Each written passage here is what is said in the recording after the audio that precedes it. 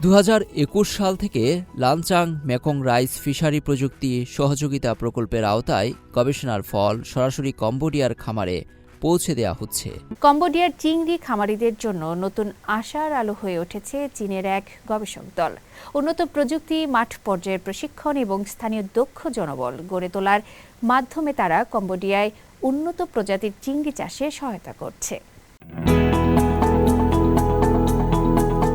কম্বোডিয়ার বিশেষ ভৌগোলিক ও পরিবেশগত পরিস্থিতি খামারিদের জন্য ধান চিংড়ি সহ চাষ মডেল নিয়ে কাজ করছে চীন। বিশেষ এই প্রকল্পটির নেতৃত্ব দিচ্ছেন চীনের সাংহাই ওশান ইউনিভার্সিটির অধ্যাপক ও সুকান। তিনি জানান, চীনে অক্সিজেন সরবরাহ প্রযুক্তি ও উন্নত পরিবহন সুবিধা থাকলেও কম্বোডিয়ায় নদী থেকে সংগ্রহ করা বিভিন্ন আকারের বড় চিংড়ি পোনা নির্ভর চাষের কারণে টিকে থাকার হার কম ছিল।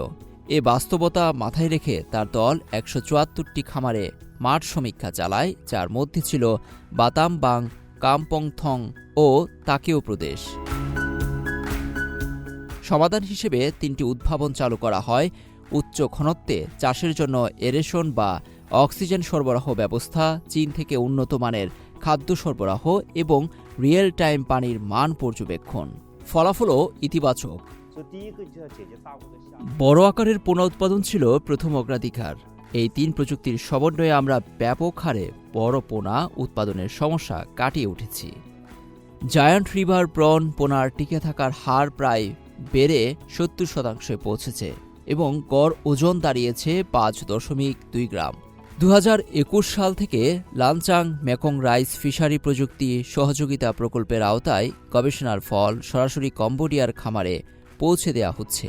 দলের সদস্য চাং তং স্থানীয় কৃষকদের হাতে কলমে প্রশিক্ষণ ও প্রযুক্তি অভিযোজনের কাজ করছেন।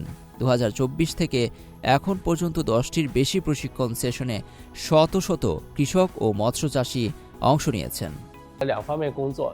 আমার কাজ মূলত 2টি বিষয়ের উপর কেন্দ্রীভূত। প্রথমত, স্থানীয় পর্যায়ে কারিগরি প্রশিক্ষণের আয়োজন করা এবং কম্বোডিয়ার কৃষক ও মাঠ পর্যায়ের কর্মীদের এতে অংশগ্রহণের সুযোগ করে দেওয়া। দ্বিতীয়ত, কম্বোডিয়ার উপযোগী স্থানীয় মৎস্য প্রযুক্তি উন্নয়ন করা, যার মধ্যে রয়েছে অঞ্চলভিত্তিক ধান চিংড়ি সহচাষ পদ্ধতি উদ্ভাবন, সমন্বয় এবং তা ব্যাপকভাবে প্রচার করা।